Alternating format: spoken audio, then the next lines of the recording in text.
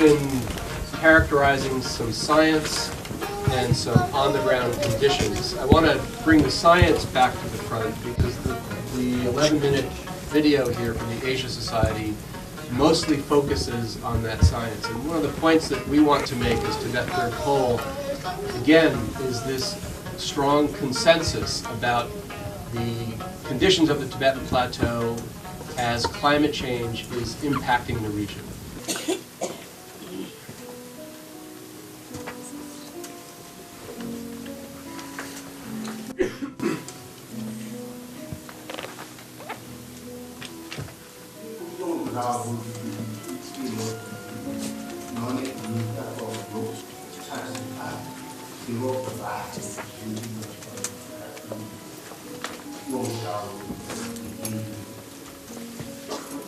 These are all names for one place, the world's most elevated land, a plateau the size of Western Europe and the birthplace of Asia's many great rivers.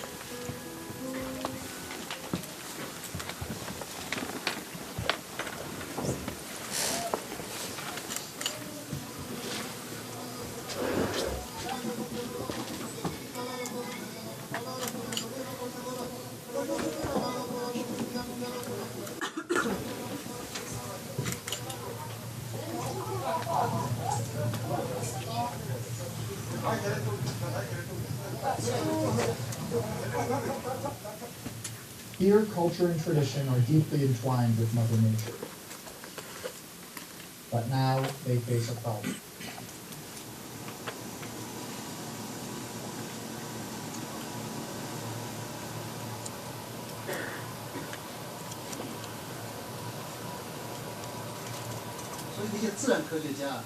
The judgment of natural scientists is that the Yangtze source and nearby regions are very sensitive to climate change. Here, it comes sooner than in other areas, and it's more sensitive. The thing that has just to concern me is places like Nanunami. So at this site, about 20,000 feet at the source of these big rivers, there has been no net accumulation of snow since at least 1950. That means these glaciers are not just retreating at the margins. They are losing mass from the surface down at the highest point of the glacier. Whether we're talking about the Himalayas or the Andes or the ice fields of Africa, it's all the same story. The isotopes are saying the temperatures are warming, the glaciers are retreating in all these places. In more than 30 years studying glaciers, Thompson has gone on 54 expeditions to 15 countries. Quilcaya in Peru has lost 25% of its ice in 30 years. Although Peru was once 80% powered by hydroelectricity, it now has had to build coal-fired plants to make up for the shortfall during the dry season, when hydro turbines often run at only 20% of capacity. And you can think of a glacier as a water bank account that has been built up for thousands of years. And in the 20th century, in the beginning of the 21st century, we are taking more out of that bank account than is being put in. And we know long term, pretty soon it's gone. Chinese scientists estimate that China's glaciers are melting away a whole Yellow River's worth of water every year. With the current trend, China will have lost 2/3 of its glacial ice cover by the end of this century. This estimate, however, does not factor in the complication of accelerating warming, which is commonplace in glacial territories. A lot of snow and ice caps have melted, but many only see a topic for academic discussion. The problem actually very much affects people's livelihoods here. For example, nomads used to start milking yachts and making butter in May. Now production is delayed until July, which means the nomads have 2 fewer months of income. We did home interviews with 200 nomadic families, and we found what nomads say exactly matches what scientists have found. The locals just have a different way of saying it. We now have ice core records going back 800,000 years. Those records provide us a history of greenhouse gases, CO2, methane, nitrous oxide. There's no analog to where we are now in an 800,000 year history that we have in the bubbles of the gases in these ice cores.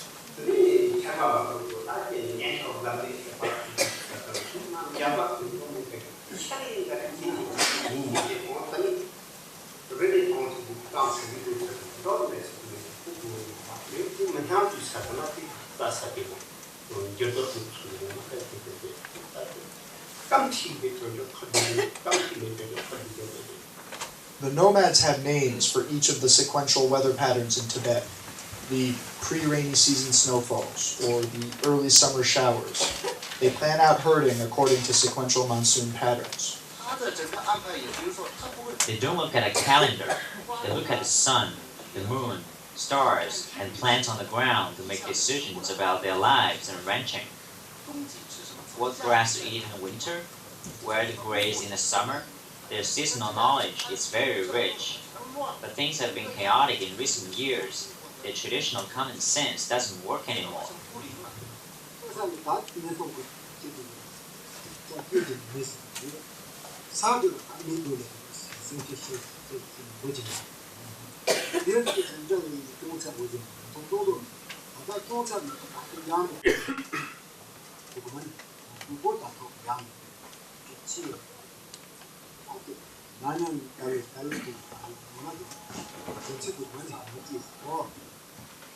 In the early 1990s, Tashi Dorje joined his mentor, Jiesang Sonandajie, on a mission to protect Tibetan antelopes in Kekeshili, a 20 million acre wilderness in western Yushu Prefecture. He left environmental work for politics, rising quickly to the post of spokesman for the county of Zhiduo, but he couldn't leave behind his deep passion for the grassland and its people. In the late 1990s, Tashi Dorje left politics to once again begin traveling around the plateau, educating villagers and their children on ecological issues with his photos, slideshows, and films. 老虎是猫科动物中体型最大的，它们用强有力的爪子和牙齿捕杀猎物，以中和其他小动物。由于丧失栖息地和食物，所有的野生老虎都面临绝种威胁，但最致命的原因是盗猎。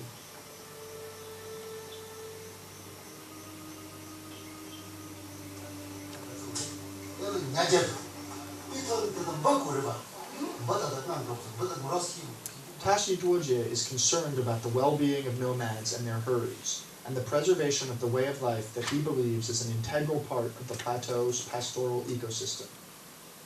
Now there are fewer and fewer yaks and sheep, and some families don't keep any herds at all. The government policy seems to imply the fewer the better, or even having no herds is better. Coupled with the push of urbanization, nomads are more likely to give it up themselves.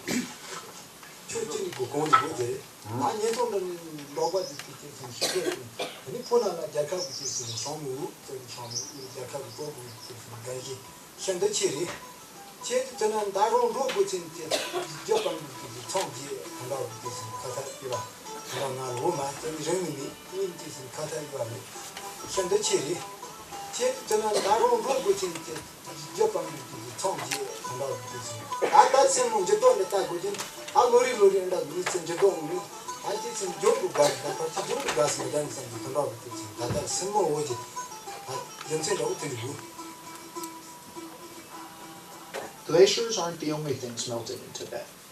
Permafrost, the layer of frozen earth that holds water near the surface of the soil, provides moisture to the meadows and other vegetation above ground.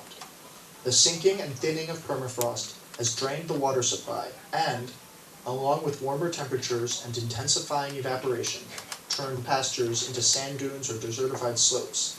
Lakes and rivers have shrunk, endangering fish, gazelle, and other local species. Also damaged are houses and roads that sit atop of the permafrost. The most important problem is to communicate the changes and ecological issues with scientists using data and maps, which sometimes we don't understand at all. We can tell one story after another to scientists all day long, but we are forced to learn a language they can understand. Sometimes when we talk about climate change, we talk more about temperature. 3 degrees warmer that will be tough, and there'll be extreme heat waves and things like that. But if you don't have water, this essence of life, people have to migrate, and there's unrest that comes with that. This is a global problem. Many of the mountain glaciers in the world will disappear. If we were to lose 8% of the ice that is now on land, we're looking at 5 to 6 meters of sea level rise. For many years, Tibet has elicited enormous interest, particularly in the West, because of its remoteness, majesty of its mountains, its religion, and more recently, of course, its political situation. But perhaps the most compelling aspect of Tibet, as we've come to realize, is its environmental significance. So we hope that you will stay with us and enjoy the historic interactive images of glaciers on the Tibetan Plateau, which will show you in the most graphic way how things have changed.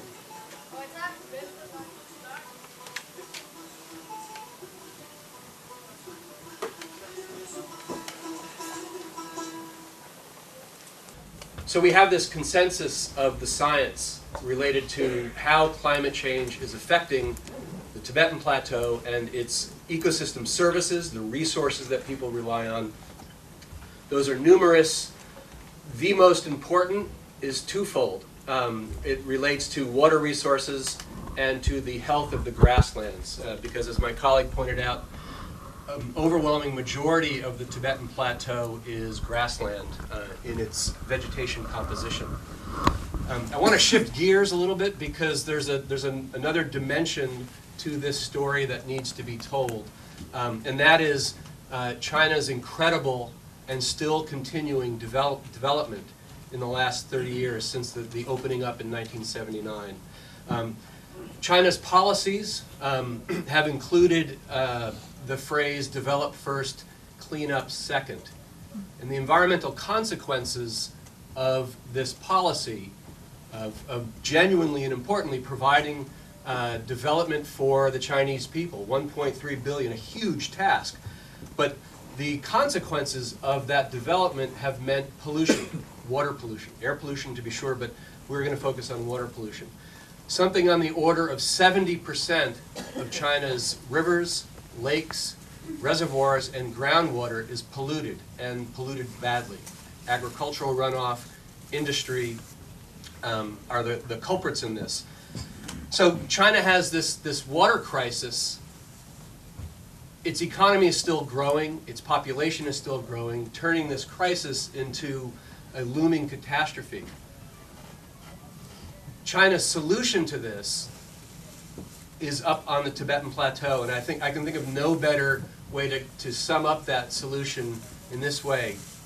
Everybody outside of China refers to the Tibetan Plateau as Asia's water tower. In China, they speak about it as China's #1 water tower. And the difference in a national sense, in a sovereignty sense, versus a regional shared resource is significant for all of us and for the policy consequences of how what is about to happen and currently happening in Tibet. So China has this water crisis. To solve it, it needs to do two things. One is it needs to solve the water quantity crisis, water supply.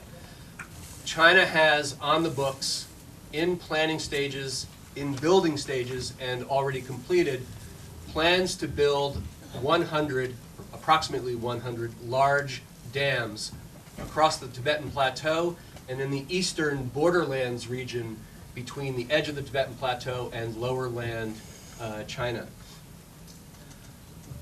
In addition to those dams, you've captured water, now you have to move it because the only two major rivers of something on the order of 10 major rivers start on the Tibetan Plateau and drain into Asia. The only major ones that drain into China are the Yellow River and the Yangtze River. China has a besides its water pollution crisis, it's already a fairly dry region, exacerbating its water pollution and water supply needs. So China has plans to divert water from these dams. This is a huge engineering challenge, unlike human civilization has ever imagined, never mind implemented. There is no guarantee that they will achieve this, and I would not want to be a Chinese planner in the national government and go to my bosses one day and say, these diversions are not going to work. We need another source of water. There aren't any others for China. Now, that's China's water quantity problem. China's water quality problem, according to China, is rooted, again, on the grasslands of Tibet. Their goal is to do broad landscape-scale conservation of the grasslands. And China's model for conservation is conservation, no humans. It's an old model. The idea of a national park can't have humans because it's pristine. China's been using that word pristine and harmony in characterizing what their goals are for these areas.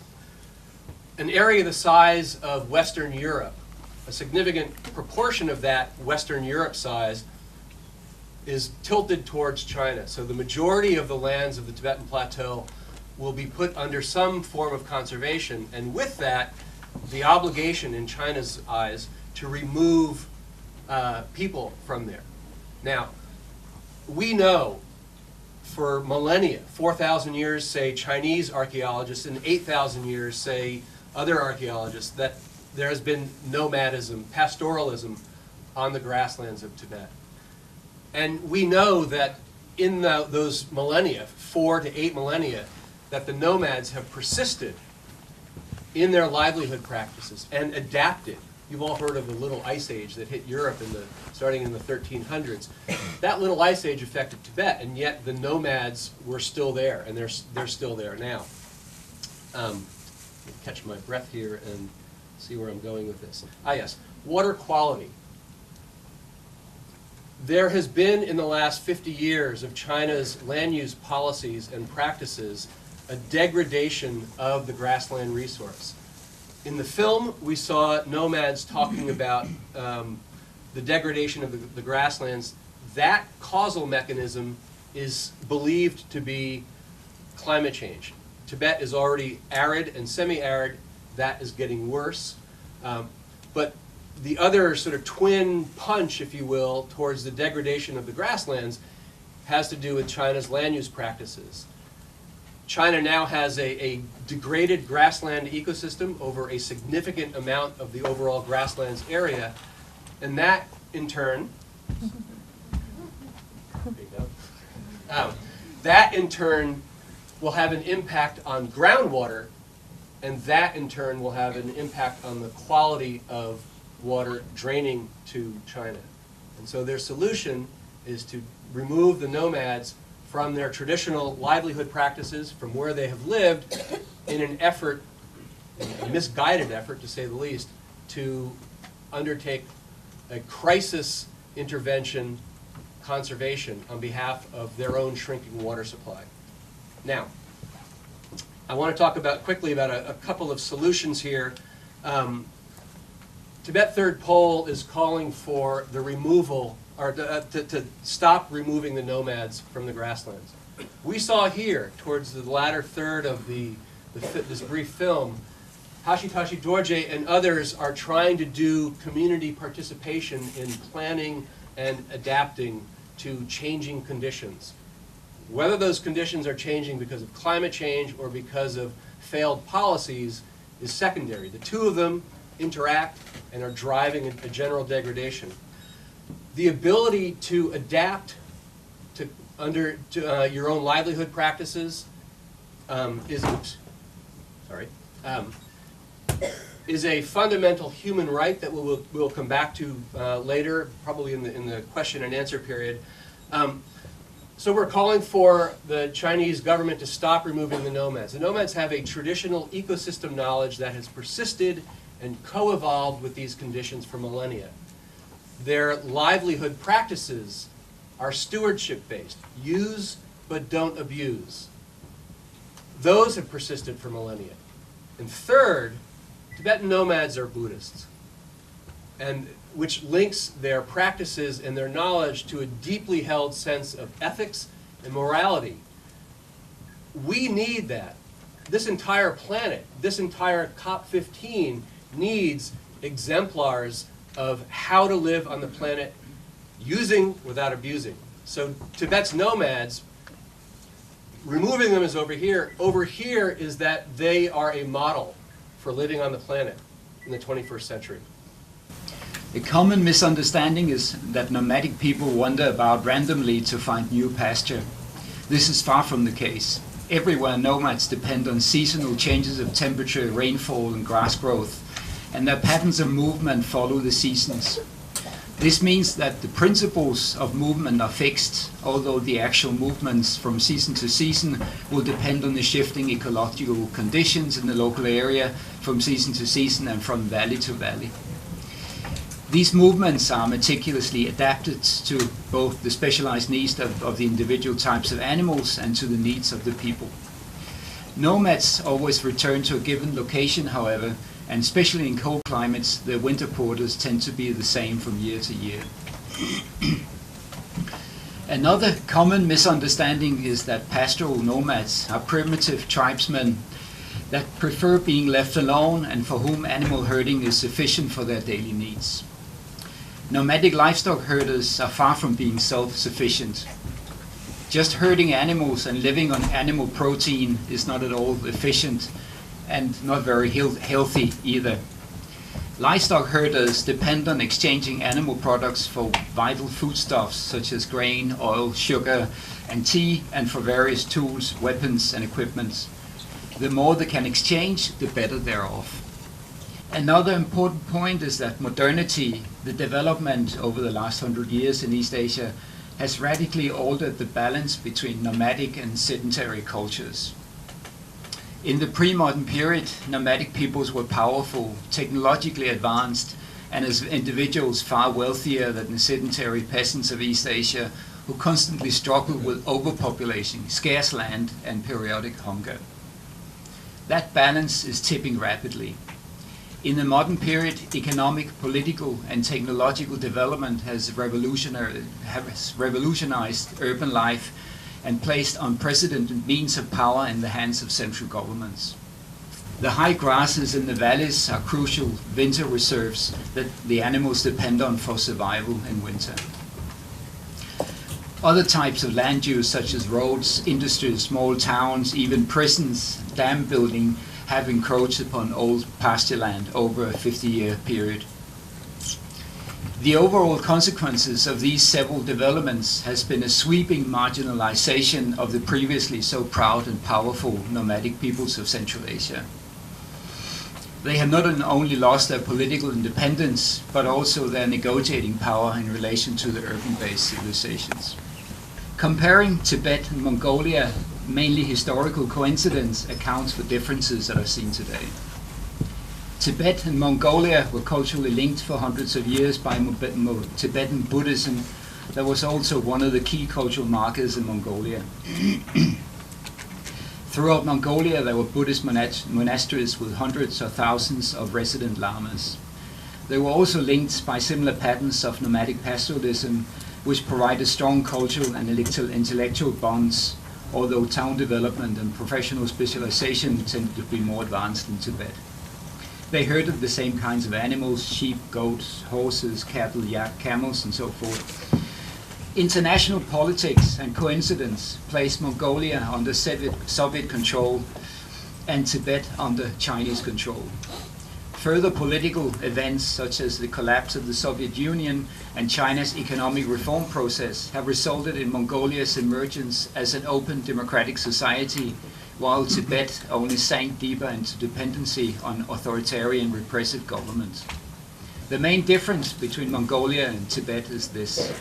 In Mongolia, government agencies, international organizations, NGOs, experts, and local communities strive to achieve such aims, not without problems, of course. In Tibet, the Chinese authorities feel no responsibility whatsoever in the protection of the rights of local communities, and the will of the state in terms of water security and securing its own political survival reigns supreme. In Mongolia today, the pastoral livestock sector still engages half of the population and contribute about a third of the GNP. After several years of extreme winters around 2000, where millions of livestock died, the livestock numbers have increased rapidly since. and today it's higher than ever in Mongolian history. There is by and large open access to grazing for nomadic herders, although the borders of traditional administrative areas are respected. In times of natural disasters or serious environmental stress, it is convention that herders seek grazing for their animals in other localities or even in distant regions. In Mongolia, a national initiative for climate change vulnerability and adaptation in the livestock sector was established under the UN Framework Convention on Climate Change. Hundreds of Mongolian researchers from all disciplines have been engaged in this research, working with local communities all over the country. Many or all of these researchers have themselves intimate relationships with herder communities, since Mongolia was only urbanized very late. To combat the increasing occurrence of extreme weather, such as hot and dry summers or extremely cold winters with snow cover, a multitude of local projects have been initiated. These include energy conservation, renewable energy, better livestock protection, winter fodder production, pasture restoration, improved human nutrition, wildfire protection, community training programs, and so forth. Substantial donor funding is available for local adaptation projects, for instance from the UN, ADB, World Bank, bilateral donors, and NGOs. What most obviously characterizes the situation in Mongolia, however, is that local communities are free to work with any partner they choose. Nomadic herders and NGOs may work with their governments to find solutions to local adaptation problems. And local communities are free to invite foreign experts and donor organizations to work with them and support their own initiatives. For successful climate change adaptation, politics matter. Climate change adaptation in sensitive areas take the will to cooperation between all stakeholders. And to secure public participation, it takes respect for the traditional livelihoods of local communities. A long range of rights come into play in this process, such as the access to political representation, even furthermore, the right to political participation and democratic government, the freedom of speech, minorities' right to protection, free access to information, both in printed media and the new digital media, free access to organizing and to cooperation with NGOs in order to achieve an active civil society. Thank you.